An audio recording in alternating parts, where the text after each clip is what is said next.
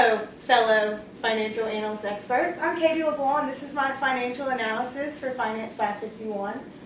So today I'm going to be comparing 5 companies in 2 different industries. The industries I chose were internet media and packaged foods. These are all very common household names: Netflix, Microsoft, LinkedIn, Google, and Facebook.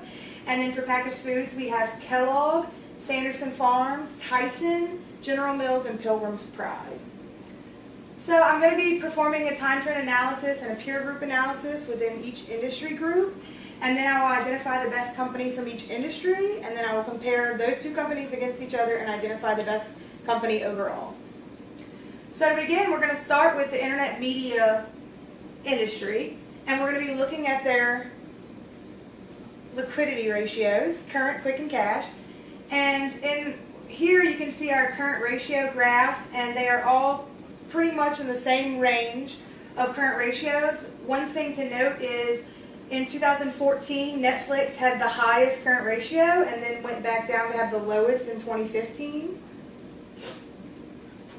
And then we'll be looking at the equity multiplier, and this is to see how much debt the companies actually have. So we can see here that Netflix has a large amount of debt, and the other companies are pretty consistent in the same range between 1 and 2 as their equity multiplier. And then this is where we see if they can afford the debt that they have. So if you remember, Netflix had the greatest amount of debt, but they can barely cover the debt that they actually have. Their tier is actually 2.21, so it's almost impossible for them to cover their debt. But Google, Facebook, and Microsoft have no problems covering the debt that they have. And this is the cash coverage, and this looks at if they can cover their debt as well. It just takes into account depreciation, and you can see it's consistent with their times interest earned ratios that Google, Facebook, and Microsoft have no problems covering their debt, while LinkedIn is almost impossible to cover their debt, and Netflix struggles from year to year. So then we're going to look at profitability for each company, and first we're going to look at Netflix, and we can see that Netflix has a great ROE in 2011, and then it gets a little rough from there, and 2012 was a rough year, but we can see that their equity multiplier is going down, and they kind of went back up a little bit, so they took on less leverage and then back to more leverage. But their profit margins have been decreasing over the last 5 years, and their total asset turnover has been decreasing over the last 5 years.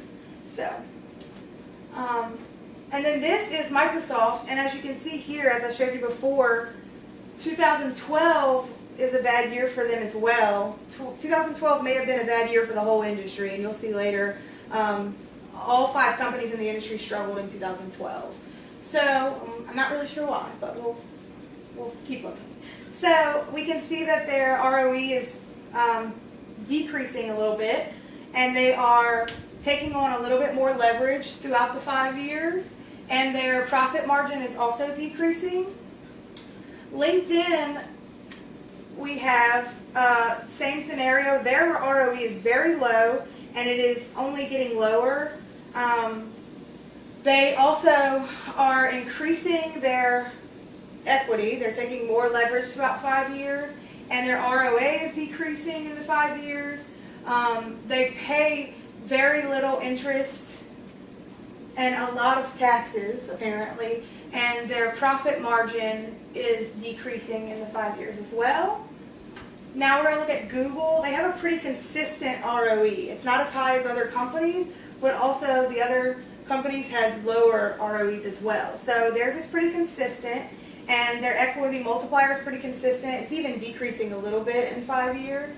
Now their profit margin decreases a little bit, and their total asset turnover, asset efficiency is pretty consistent. So Google overall is a pretty consistent company, and I do like that. Facebook, we're going to look at, again, 2012, you can see from 22.91 to 0.40 how much their ROE has went down in 2012, and then they kind of get back on track leading up to 2015.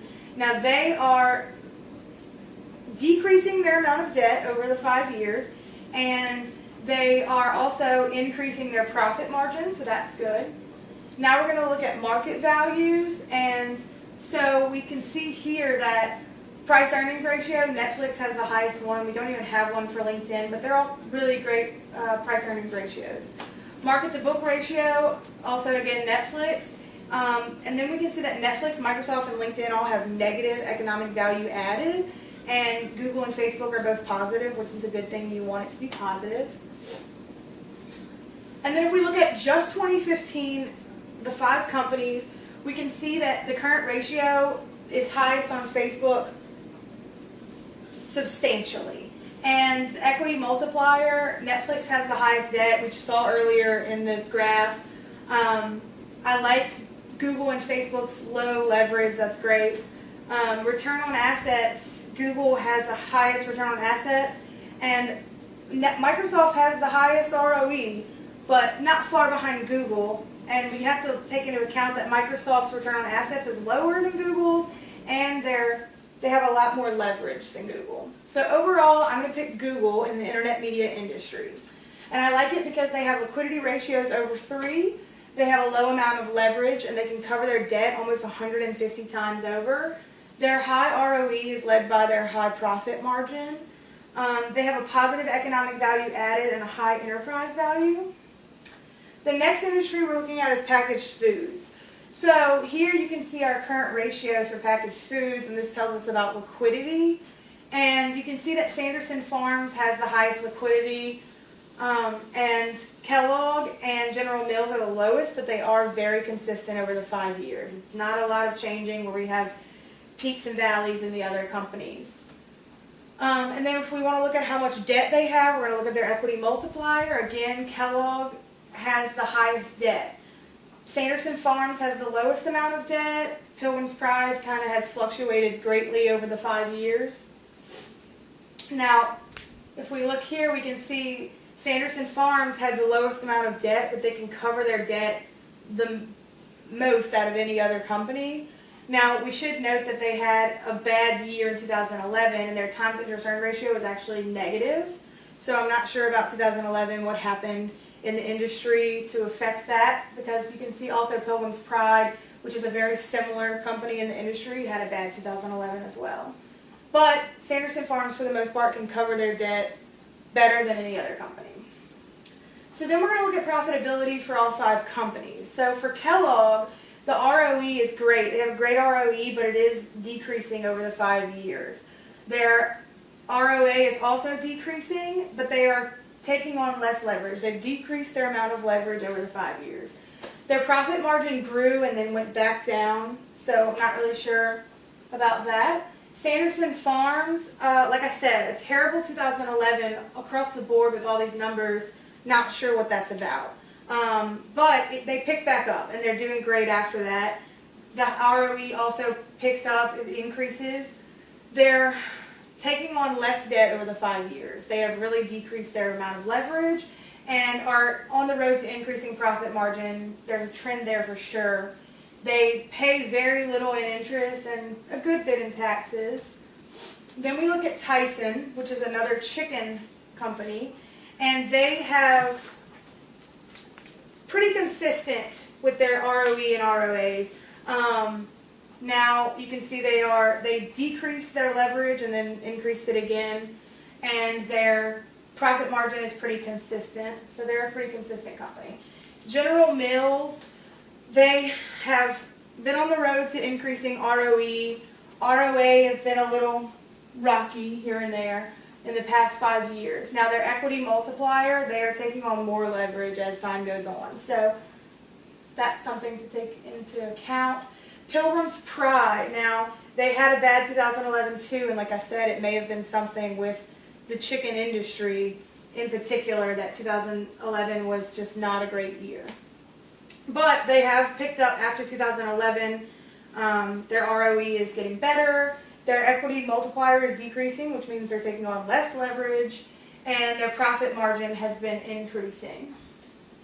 Now, if we look at market value ratios, you can see here that Kellogg is going to have, well, not Kellogg, General Mills is going to have the highest price earnings ratio. And if we look at market to book ratios, Kellogg is going to win that one. And they all have positive economic value added, which is a great thing, and all of them have pretty decent enterprise value. They all have a good value to their companies. So if we're looking at just 2015, we can see that the highest return on equity is is Pilgrim's Pride, and then followed by General Mills, Kellogg, Sanderson Farms, and then lastly Tyson. So if we wanted to look at ROE by itself solely, Pilgrim's Pride would take the cake. But we can't just look at one number. We have to analyze all the ratios together. So I like that these other companies have higher ROEs. But I also like Sanderson Farms because they have the lowest amount of leverage. Their equity multiplier is much lower than the other 5 companies. I also like that they have the highest ROA, and their current ratio is also the highest. So we can see that the ROE is driven by their low leverage and their high ROA.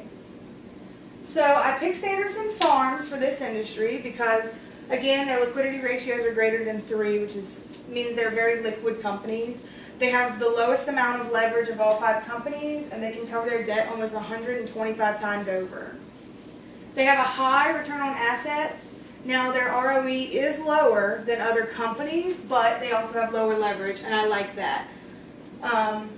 Now, they have a positive economic value, high enterprise value. They also, it's important to note that they have 0 suppliers. They're a self-sufficient company, so anything that they produce, they supply as well. And they have 21 customers. Now, I'm going to put Google versus Sanderson Farms, and we're going to discuss which one wins overall between the 2 industries, internet media and packaged foods. So, as you can see, Google wins current ratio. It's not that much larger, but it is larger. Equity multiplier, they're so similar. They're very close numbers. They're very low leverage for both companies. Their times interest earned, same thing, very high considering their leverage, but a little higher for Google. Sanderson Farms has higher asset efficiency. Between the 2, it's better. It seems they may have better management. Their profit margin, Google's is much higher than Sanderson Farms. ROA, Sanderson Farms takes that one and ROE, and they both have positive economic value added. So what we can conclude from this is Sanderson Farms' ROE is being led by their ROA and their higher total asset turnover and their management. And what is driving Google's profit margin is solely going to be, their ROE is solely their profit margin. So overall, I'm going to pick Sanderson Farms as the best company between the 2 industries. And that's it. Thank you for watching.